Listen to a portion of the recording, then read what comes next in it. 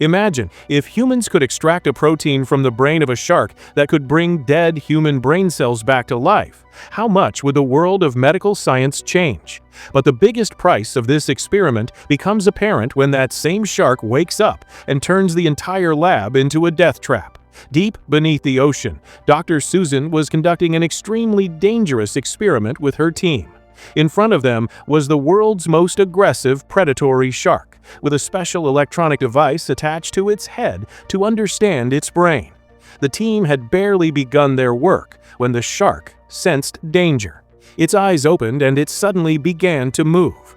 For a few seconds, the entire team held their breath, but fortunately, the shark slipped back into unconsciousness. Without wasting the opportunity, Dr. Susan activated the brain imaging system. With the help of the machine, she precisely lowered an extremely long needle that could reach deep inside the shark's brain. As soon as the needle reached the deeper part of the brain, the shark began trembling violently in pain, even while unconscious. The doctor had finally reached the part she had been looking for. From there, she extracted approximately 4.5 moles of an extremely rare protein. Now the real test was about to begin. In the lab, severely damaged brain cells from an Alzheimer's patient had been placed there. The scientists mixed the protein extracted from the shark with those dead cells, and then everyone's eyes became fixed on the monitor. For a few moments, there was no significant change on the screen. Then suddenly, movement appeared in those dead cells. The cells that had become completely inactive began showing activity again. Gradually, their structure started to change, and the scientists became convinced that the experiment considered impossible was actually working. The entire team was so excited by this success that one scientist could not contain his happiness. But this very haste to celebrate was about to cost everyone dearly. He lit a cigarette and approached the shark. As soon as the smell of the cigarette reached the shark, its body began to move. The next moment, its eyes opened, and before the scientist could understand anything, the shark lunged at him. Its attack was so fast that one of the scientist's arms was severed from his body instantly. Screams erupted throughout the lab. The shark was now fully awake and could target anything. Carter immediately broke through the security setup and took possession of the harpoon gun kept behind the glass. Meanwhile, Dr. Susan activated the system from the control room and released the shark back into the depths of the ocean. They thought the biggest danger had been averted for the time being, but the real trouble was about to begin.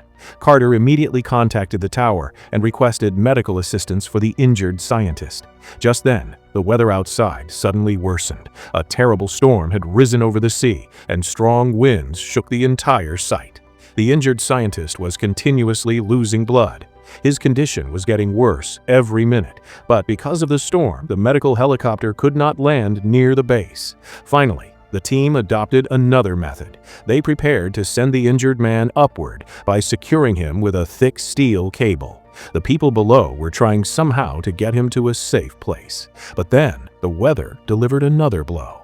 As soon as it reached near the base, the machine pulling upward malfunctioned. The injured scientist lost his balance and fell straight into the shark-filled sea below. For a few seconds, everything became completely silent. Then there was movement underwater. A shark caught the cable in its jaws, the same cable to which the injured scientist was attached, but that was not the end of it. The shark pulled the cable with all its strength, causing the helicopter to swing along with it. The pilot lost control, and the helicopter crashed directly into the tower. The powerful explosion shook the entire base. Pieces of the helicopter scattered, and fire quickly spread through several sections. Within moments, the entire surveillance and communication system shut down. Now there was no hope of getting outside help either. Just then, Russell's eyes turned toward the sea. Something was moving toward them extremely fast beneath the water. The next moment, the same shark appeared. The body of the injured scientist was trapped in its jaws. The shark charged straight toward the huge glass wall with him and slammed into it with all its strength. Cracks spread across the glass. The body of their companion lay before everyone, while the pressure from the breaking glass behind him continued to increase. Then suddenly, the entire wall gave way. Ice-cold seawater rushed violently into the lab. Within seconds, the floor began filling with water. The team realized that if they stayed there, no one would survive drowning. Everyone immediately ran toward a secret door. The pressure of the water was so great that even closing the door was difficult. Finally, they used all their strength and locked it. But now a new problem had emerged. The main route leading upward was completely submerged. The only way they had to escape was through the maintenance tunnel. Everyone began running toward the narrow passage, while the rising water behind them continued to draw closer. Somehow they opened the main gate, cleared the path, and reached the upper section. They thought perhaps they would finally get some relief. But danger was waiting for them there too.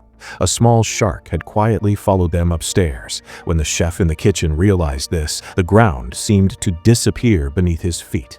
He turned around and immediately ran into the kitchen. He picked up a heavy pan lying nearby as a weapon. For a few moments, the shark kept moving toward him, then suddenly changed direction. The chef breathed a sigh of relief, but this relief was not going to last long. As soon as he climbed onto the shelf to get higher, the shark came extremely close to him again. Just then, his pet parrot appeared in front of him. The chef's attention was diverted, and his foot slipped. He began falling. He reached out to save the parrot, but just then, the shark slammed into him and knocked him into the water. Now the shark was moving straight toward him. The chef's eyes fell on a large oven nearby. He swam toward it with all his strength and climbed inside to protect himself from the shark. But getting inside was not safe either. After the impact, the oven's system had activated, and poisonous gas began rapidly filling its interior. The chef realized that if he did not immediately create a way out, then even if he escaped the shark, his death was certain. He picked up an axe lying nearby and began striking the top of the oven with all his strength. With every blow, the metal was breaking little by little. But outside, in the water, the same predatory shark was waiting for him, and inside, poisonous gas was continuously filling the space. Eventually, enough of a passage is made in the metal of the oven for the chef to get out. He immediately pulls himself up through the small hole and lands right behind the shark. As soon as the shark senses the movement, it turns around. The chef knew he had only one chance. He takes a lighter out of his pocket and throws it inside the gas-filled oven. The very next moment, a massive explosion occurs.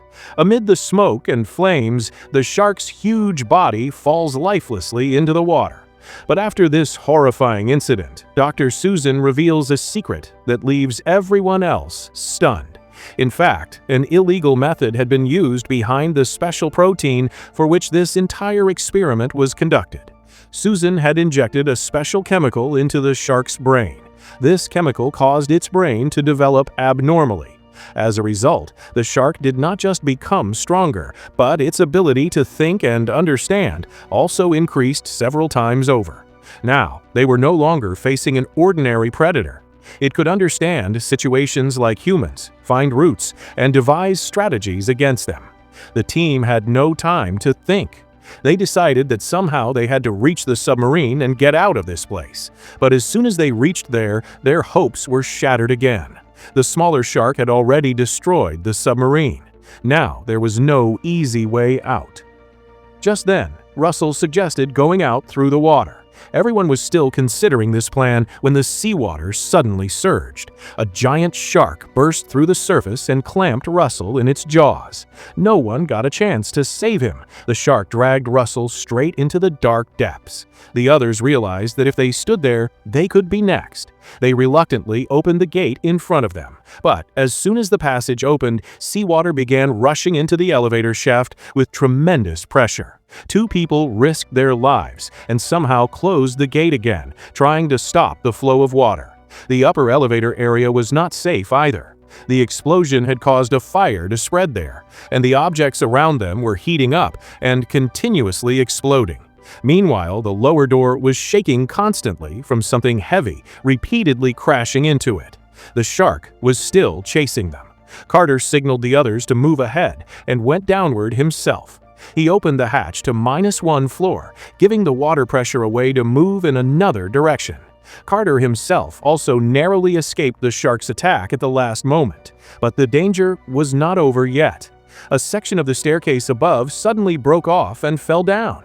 It got stuck on the other side, and one of the female members of the team lost her balance. She fell straight into the water. Carter immediately reached out his hand toward her. He had almost grabbed her, but the shark got there first. In one swift move, the shark seized the woman. Carter tried everything he could to force it to let her go, but the predator dragged her into the dark water. Within a few seconds, she had disappeared beneath the water. Fear was clearly visible on the faces of the remaining people. The sound of constant impacts was coming from above. It seemed as though the shark could break in at any moment. Just then, the chef arrived there. Without wasting any time, he threw a strong fabric rope down. Just before drowning, the others grabbed it, and the chef pulled them up. Now, everyone quickly headed toward the control room. After considerable effort, they managed to start the generator. But as soon as the machines came on, another attack came from behind. A shark grabbed Carter's companion and killed him before anyone could react. Carter somehow saved himself and swam toward the main gate. As soon as the door opened, the chef also reached there. But Dr. Susan was not with them yet.